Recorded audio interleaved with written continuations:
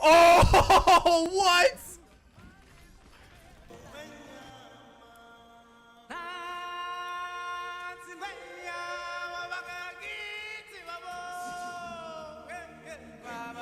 So I want my branding to more match the direction that we're going. Even though I do play games sometimes, I want the branding to match positivity, retro 80s, good vibes, good music, good sound quality, you know, neon, positivity, growth, acceptance, love, community, support. Wing time.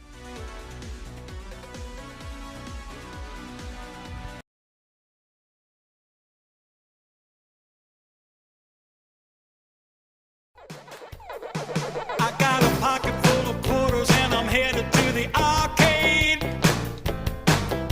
Not with an S. So not. Wait, try it. We both got a wild card! We both got a wild card! Are you kidding me? What? Oh my god! What? Oh my god! You're still gonna get more points than me. Okay, you ready? No, do it. Okay. Oh!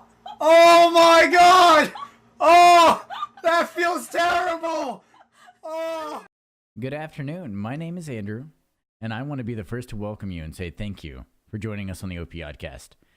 Now, if you could do us a favor and tell us a little bit about yourself and who you are, that would be amazing. Of course. First of all, thank you for having me. I love the OPC fam. Y'all are awesome. And myself, I am Josh, or I go by the 4thGenGamer here on the internet. I do a lot of YouTube, a lot of Twitch, as you can see. Twitch is a lot better on the merch side of things than YouTube. But yes, I post a lot of Pokemon YouTube videos, a lot of Pokemon Twitch streams, as well as a lot of variety stuff on Twitch. Like I speedrun Simpsons Hit and Run, a lot of variety, you know, a lot of good stuff. Pokemon definitely on the YouTube side though, so a good mishmash. Wonderful, wonderful. So with all of this and all of your variety and streaming on Twitch and then uploading to YouTube, when and how did you first start gaming? So, I mean, gaming, of course, I think for a lot of us, that's like the root of our childhood and just the root of how we grew up, you know. And I know for myself, I played a lot of PlayStation action when I was younger. Some, you know, some sit and run when I was younger as well. Some, you know, old Grand Theft Auto games. You know, I transitioned over to Grand Theft Auto 4 on the PlayStation 3 and Grand Theft Auto 5 now. And just, I mean, you start off when you're a kid, really. You know, the Nintendo DS, all different video game families. And as far as, I guess, with content, that started in 2013, and I thought it was just really cool to be able to share these awesome, fun experiences with everyone, you know, whoever's interested. Oh, yeah, definitely. And just with all the gaming and everything, when you first got introduced to Pokemon, what was your first Pokemon game? Was it blue, red, yellow? So my name is The4thGenGamer, and no coincidence, I actually did start with Pokemon Diamond, and that was a big part of my root of gaming was Pokemon, and that's something that really helped me fall in love with gaming was the Pokemon franchise and the Pokemon world, you know, beyond just the PlayStation when I was younger, but playing on that Nintendo DS Lite, you know, a little bit later than some other people, but that's where I started. That's a wonderful start. That was actually the first Pokemon that I had on my DS, and I spent countless hours, you know. That was one of the first ones where you were able to use like Nintendo Wi-Fi, I believe. That was big. It was crazy to see where I was getting all these Pokemon traded from. I'm like, I have Japanese friends. I have friends from Berlin. And they weren't really my friends, but I just knew that like these people, it just like scaled my entire like reality of the world to where like it wasn't just my friends in my hometown that I was playing video games with, which was awesome. And one thing with the Pokemon series that we've seen you adapt with like your YouTube channel and everything, you run a lot of like challenges and tasks, and you do shiny hunting, and you know, you do the Nuzlocke challenges where like, let's say if your Pokemon dies, it's dead. Like if it faints, you can no longer use it again. That would be the Nuzlocke challenge. Which of these challenges would you say is your favorite? So far and away, I wish I had my shirt with me. Is my baby Cutthroat Pokemon. That's like I guess the genesis of my channel really. I think episode 1 is almost 500,000 views now. It's like I'm a big believer with, I guess, content and gaming that like, it is what you make of it. And some people even say like the most recent games, Let's Go Pikachu and Eevee, like they're super easy and all of that kind of stuff. I feel like a lot of games and a lot of videos at the same time are what you make of it. And Cutthroat Pokemon, the whole idea to it is that you pin the different players against each other.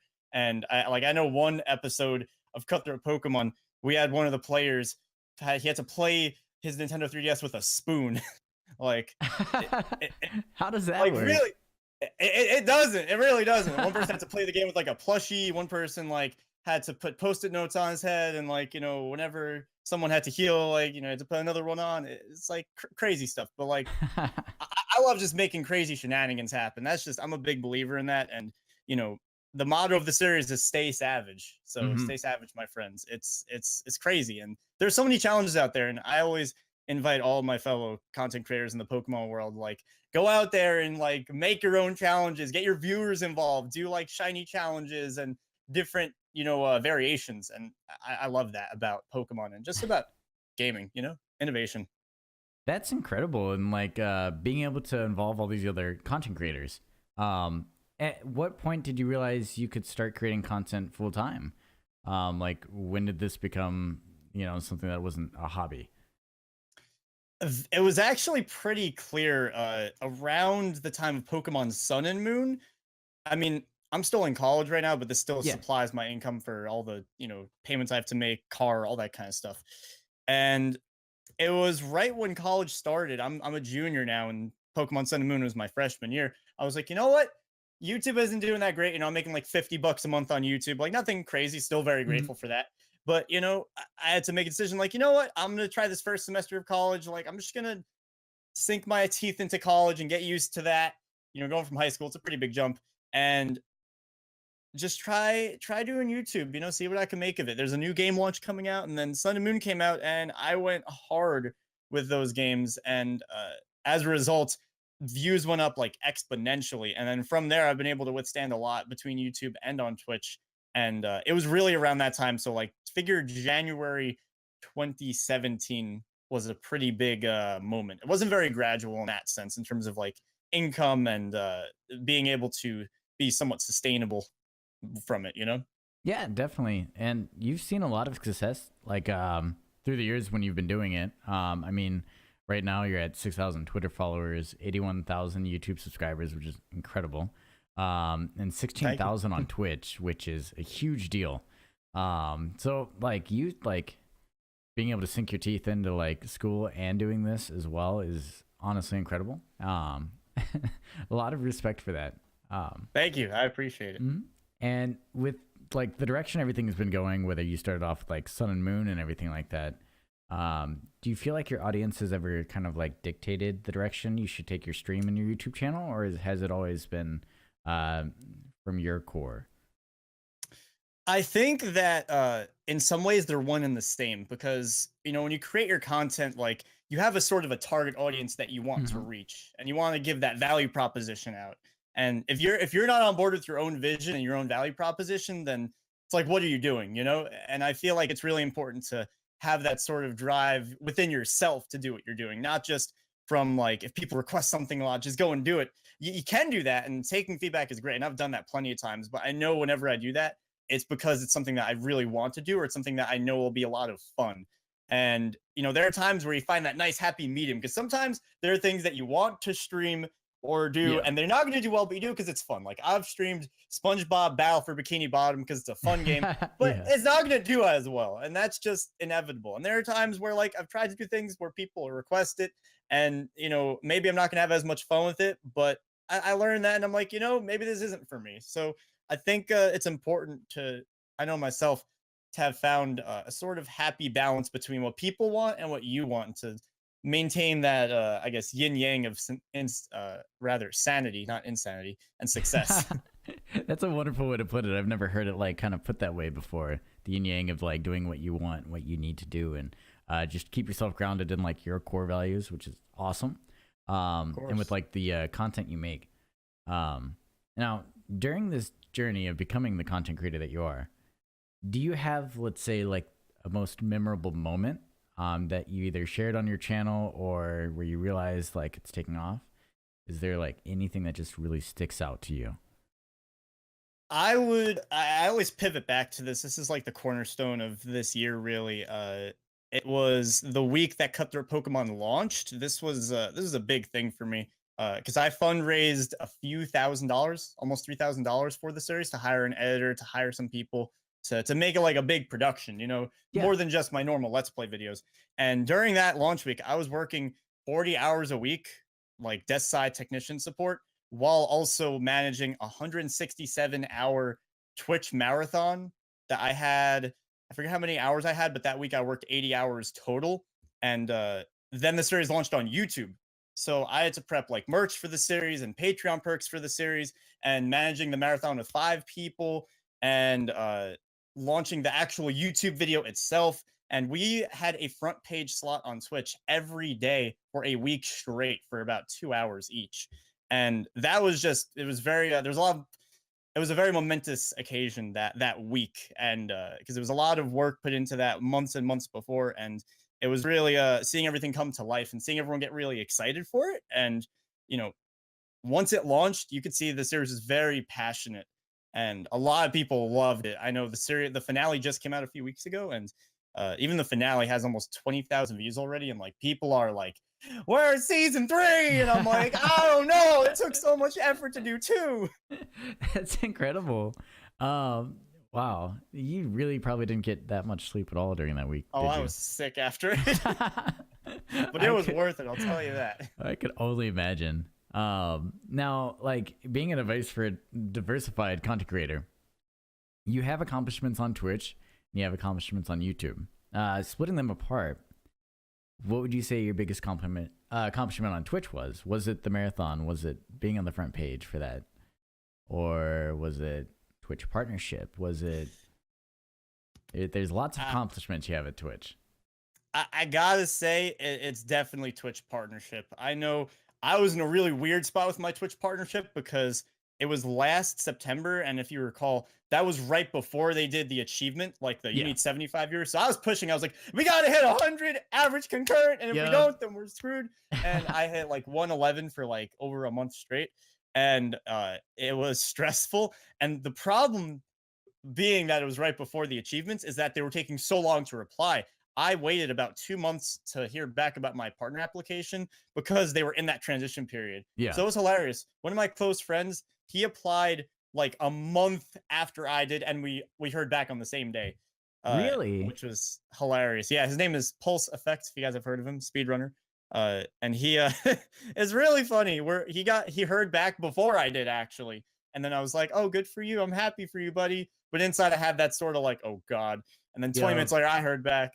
But Twitch partnership's one of those things, like, it really validates what you're doing, and like it shows like your hard work is paying off. Keep pushing forward. And it was one of the craziest feelings, getting that email September something, forget the date. It was like late September last year, so a little over a year now, and it's been an incredible ride. I worked really hard towards that, and I have so many people that have helped me get to that point, both in my community and also I guess colleagues, close friends. You guys know how it goes. Yeah. Well, another congratulations from us at OPC, because even though it was in September, that's an accomplishment that'll never go away. So another congratulations along the road shouldn't do any harm. So again, congrats from us at OPC. Very well deserved from where we stand. Very well deserved. Thank you. You're more than welcome. And on the YouTube side of things, what would you say your biggest accomplishment there was? Cut their Pokemon. Yeah, I like that. That was easy answer for you. That was yes. It does very well. It does very well. The entire series. Very. Yes. That's fantastic. So I know that there are like a few other Pokemon content creators around, and you've made like such a quality name for yourself. Are there any common errors or common mistakes that you see other Pokemon content creators doing that you think that they should avoid when trying to like make a name for themselves in the community? Right. This is a really good question. I think, I don't know if complacency is the word for it, but I guess complacency in the idea of you're boxed in. You're boxed in playing Pokemon. A lot of people get caught in this mindset that like I can't do that much because I'm playing Pokemon, or like I don't know what to do to be different. And I feel like it's important to just, like I said before, sit down and look yourself in the mirror and say like, I shouldn't strive to just do what everyone else is doing really good. I should do what I can do really good. Yeah. Like try and do your own series. I mean, just really simple example. Let's Go Pikachu and Eevee just came out, and honestly, and any content creator will probably agree with you on this. They're not good games for content creators. They took out egg hatching. They took out wonder trades. No abilities, no held items. These games are terrible for content creators. But that doesn't mean that as a content creator, you should sit back and just, not do anything. Yeah. I know myself, I just yesterday launched a new series. It's the Team Rocket Tri-Op, and it's hilarious. It's 3 people playing on their own systems, and every route you go into the route together, and whoever catches the Pokemon first, they can steal one of the other people's Pokemon. So like if I catch the first Pokemon of the route and I get a Rattata, and then someone else catches like a Charmander, they're like, I'll take your Charmander. You can take my stupid Rattata. Oh, that's a brilliant idea. And you run into the route blindfolded. There you go. It's hilarious. You literally run into the route blind, and it's motion control. So you're like, all right, let me like throw my Pokeball. Like here we go. Like I don't know what's happening. It's like, because here's the thing: you gotta sell your content, not the game. If you're selling your game, then when Pokemon dies, you're gonna die. So you gotta sell yourself, you gotta sell your brand, and you gotta sell ideas, not the game. People want to see you blindfolded like an idiot, not Let's Go Pikachu and Eevee. That is, I think, probably one of the most important things to take away. That I think personally I'm going to take away from this. Selling your content, not the game. There are like a lot of the people that are going to listen to the podcast are going to be looking for tips, clues, how to like grow their content, who to watch. But I think you hit the nail on the head with complacency and making sure that you're producing your content, not somebody else's. Right. And I will say that's something that I've preached for a little bit. I mean, I made a video. People find it. It's literally, I wrote a 14-page script on this. Just look up "The Pokemon Community is Not Drying." It's a big video I made. Okay. That is an important one, and I piggybacked from that. I piggybacked off of that earlier this year. I actually presented at the Twitch booth at PAX East with my friends, of course, my lovely girlfriend Steph of Anime and Galactic Elliot, not my girlfriend, and only on Tuesdays. We presented innovation in content creation, and we drew a lot of parallels between the Pokemon community and how we've kept the Pokemon community alive. And it's like, here are some hard tips on how you can do this in any game, in Fortnite, in Mario Kart. How can you set yourself apart in Fortnite when there's 300,000 people streaming it? You gotta be different. And if you want specific tips, check out that video. Wonderful. We'll make sure to check it out, and we'll probably include a link to that in the description, because that sounds like wonderful, to be honest, for not only like myself but everybody else. Now, transitioning a like bit, you provide such like quality content that it seems you have a very active community when it comes to clipping, like finding moments that they can cherish within your stream. Do any of the moments that your community clip or share, do they stand out to you as like a memorable moment?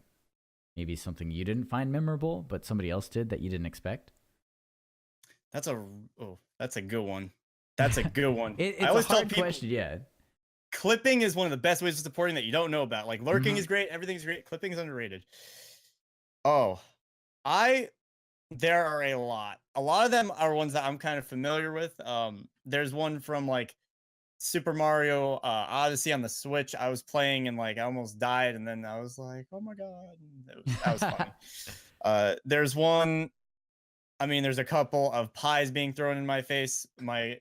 Steph and I, we were doing like an incentive stream, cheer 9,000 bits, and we throw a pie in each other's face.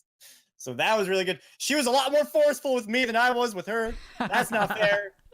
But yeah, there are so many good ones out there. One time, Elliot and I, we got a shiny at the same time. That was nuts. What are the odds of that? Very low. Very low. Probably one of my favorites though, and this is copyright, so that's not good. but we were doing the Bean Boozle challenge, those nasty jelly beans. Oh yeah. And we both got terrible flavors at the same time. And while we were throwing up, the You've Got a Friend in Me was playing. So that was we didn't even realize it was playing, but it was great. That was beautiful. Yeah.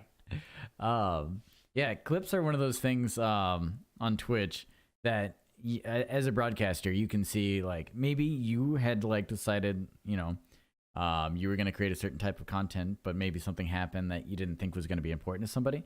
Really nice tool to be able to see like what people thought was important that you might have thought you could just like breeze over or something. So anybody listening, remember, like, look at the clips that people make of you and like create clips of others. It's a really good register of like what people are enjoying. Yes, and title your clips. Yes, yes.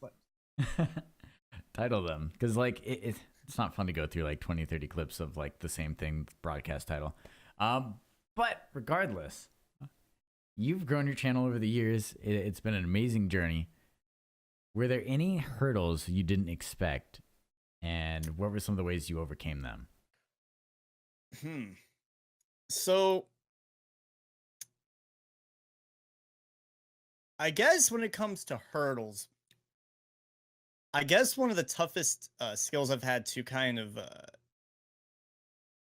I guess, gain has been time management. That is a humongous one. I'm talking to-do lists. I'm talking Google Calendar.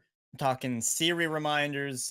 You know, you gotta spread yourself out, not too thin. And I guess that's been the biggest challenge. I forget how long I work sometimes in that regard. But at the same time, another big challenge is not getting caught up in the numbers. You know, sometimes you get really caught up, and if something doesn't do well, or if something doesn't do well, it's really easy to get caught up in the numbers, because there's a lot of people that may watch and enjoy, but don't say anything, or maybe they watch you every day after school, and you don't know that. You don't know that sometimes, and you get caught up in the numbers. You forget those are actual people.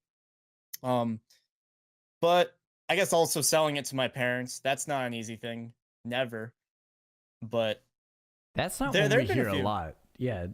A lot. Yeah. Like, I don't think anybody here on the podcast has ever talked about how they had to sell the idea of what they were doing to family members or relatives and explaining, you know, I'm playing video games on the internet, and they're like, what? Selling that idea is one of the hardest things, I think, but nobody ever touches on that. So I personally really like all of your ideas that you're bringing up. They're incredible. I like the way your mind thinks.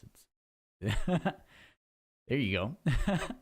But also, OPC was at Twitchcon, and we recently actually got to meet up with you. I know I myself wasn't there, but there were a lot of us from the team that were at the booth. It was great. Here you go. How was the event from like a content creator's perspective? Going there, knowing you have a channel behind you, knowing you have a community. Did you have a goal mainly to connect with your fans, or to connect with like brands to help you grow your stream and like network? So it was a mix, and I think because of that, it was a very overwhelming con. I've done this is my second TwitchCon. I've done 3 PAX Easts, and this is by far has been the most overwhelming convention I've gone to. There was just, you know what it is? This convention, there were just a lot of people that I want to say hi to and do lunch with, and this and that and this and that. I know I had 2 meetings with Twitch staff, with product managers. I know I went to a couple of product sessions. I know Steph, because Steph and I, we were together for pretty much the entire convention. Like, she had a session with Jackbox, and she was on like the stage for that. And, you know, besides that, I like to think of it as a really healthy mix. Like, I wanted to meet up with the Cutthroat squad because everyone was going to be there. So get like group pictures for stock footage as well. And there's just a lot to balance. And it's really tough because you want to make your rounds, and I made sure I want to say hi to the lovely people at OPC and, you know, converse a little bit and, you know, meet some new companies. And, you know, honestly, it's really clear. I guess what's great about conventions is you really get to feel out companies, I guess. And you get to feel like, that's what I love about OPC is you guys are very personable. Like, it doesn't just feel like, you know, just a corporate company herder or whatever. It, you know, I went to another company. I forget, I won't name drop, but like, you know, there was I forget. There was someone that made like a Chrome extension instead of a Twitch extension. I'm like, why don't you make this into a Twitch extension? And he gave me a little bit of an attitude, and it's like, you know, I don't really want to work with you. I don't want to talk with you if you're gonna get all defensive or whatever. And as you know, some companies are really nice and really welcoming in some ways, and I feel like it's really important to make those connections and have that confidence as well, because that's something I developed after my first couple conventions. Is like, you gotta be your own advocate. You gotta go up and be like, hey, my name is the X, Y, and Z, and you know, what do you do? Blah blah blah. And like, have a case. Like, ask questions. Questions are magical. Ask them. You know. Exactly, because I mean, when you look at it, just like you were saying, where as a streamer or as a content creator, you have to remember that numbers are people, and that's the same thing from like a business standpoint or whatever like milestones you're trying to achieve. Is people are people, and that's all that they are. So like when you look at that, that's another reason why OPC works very closely. I mean, we have streamers on our team. We know what it's like to have that. We know what people are, and we love the people. And it's more of a community, and we truly appreciate you like just coming in and saying hi to everybody at the OPC team. Of course, I was searching. I was like, I got the email like, we are in booth 4079 or whatever, and I was like we're going. Wonderful. Now I know you bring up Steph of Anime a lot. Now you do a lot of streams and collaborations. Is there anything you would like to let people know that they should keep an eye out for in the future? Like any special streams, anything like that, any new events? Maybe on the horizon. If you don't want to bring anything up, that's totally fine. Just wondering if you have any kind of like new events that are coming up for people to look out for. Yeah, I have one that I could tease a little bit. Okay. This is a big one. This is biggest of the year, actually. On December 29th, that's a Saturday, at 2 p.m. Eastern Standard Time, we're going to be doing a big secret announcement. Not specifically Steph and I, but it will be humongous and ginormous. So live stream, not YouTube. I mean, it'll go on YouTube after, but that's a big one. And yeah, Steph and I, we do a ton of stuff. Steph, if you're watching this, hi, appreciate you. My lovely girlfriend. And you know, we did meet through Twitch, which is awesome. It's nice. That is incredible. Like you don't typically get those stories, but we will certainly put that on our calendars. And then we'll try to make sure we listen to the announcement and everything. Thanks for giving us like a heads up on that. Yeah. So, another thing that people got like a heads up on that maybe or maybe they shouldn't have. The kids on the street told us that Pokemon Let's Go leaked a week early. What were your thoughts on that if you had heard about that? People were already playing the game beforehand. Did you take advantage of the information that came sooner than later, or was it something that you wanted to like pride yourself in being there when everybody else got it? So I was able to get the game early as well through another source, through like a store. I can't name it. I can't break anything. But it's one of those things, you know, especially if you look at my Let's Go coverage, it was very tutorial oriented because I wanted to make sure like day 0, you know, all of the tutorials are out there so people have good tutorials. I mean, I can't tell you how many times in the X and Y days I look up a tutorial for something that takes 30 seconds and someone takes 3 minutes to say like, all right, guys, this is my channel. We're going to be doing, and it's like, you know, I want to make quick, easy tutorials with pretty thumbnails, easy titles, and it works. There's a target segment out there and I hit it. And you did it so very well. And with everything that you produce and like all of your content, you do it so well. There has to be a favorite peripheral that you use, whether it be a keyboard or a mic, your headphones, your webcam. Besides your OPC, that one's off the table. What would you say your favorite item that you use for content creation is? Okay, I'm going to give 2 answers because I want to be unique. And oh, are you kidding me? Wow. Okay, I can't show the first one because of my network problems. All my desk lamps, every one of my lights in my room, I have the Philips Hue lights, and they all change colors, and it's really cool. I promise. It's not connected right now. But they actually go to If you guys look up Lumia Twitch, great underrated service. It actually flashes your lights with your alerts. So if someone subs, you could have all your lights flash purple or something, which is awesome. And then second, I have an amazing mixer. Oh yeah! This is the Roland VT3, and I'm actually getting a new one that's like $400 in like a couple weeks, so that's gonna be obsolete soon. But just having a mixer with voice effects is how do I put this? It's really cool. It's really cool. That's wonderful. Oh yeah. And above all else, I love all my other, I got, AT2020, Logitech mouse. Like, it's all good. It's all lovely. I love it all. But like that stuff's like cool because it's different. I love technology. Yeah.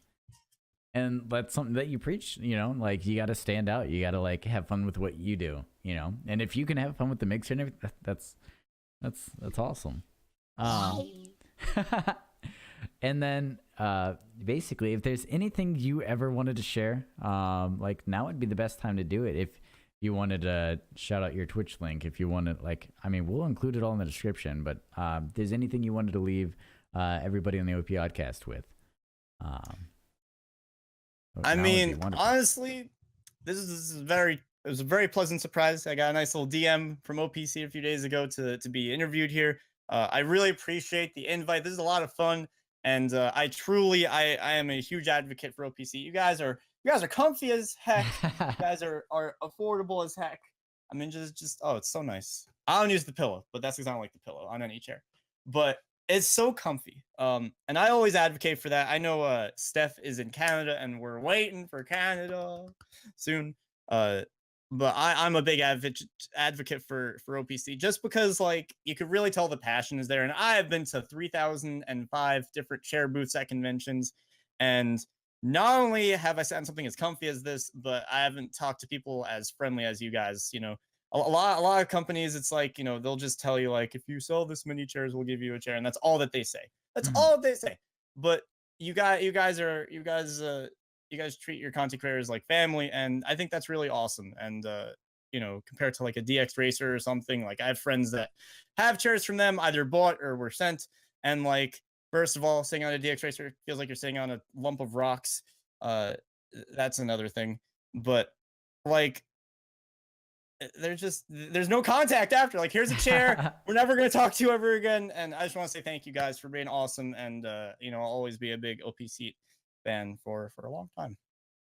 We truly appreciate it. And again, thank you so much for being on the OP Podcast. We truly appreciate it. I say it a lot because like we couldn't be anything without all the help that you yourself have given, or a lot of our content creators. So thank you so much for being here, and have a fantastic time. Thank you.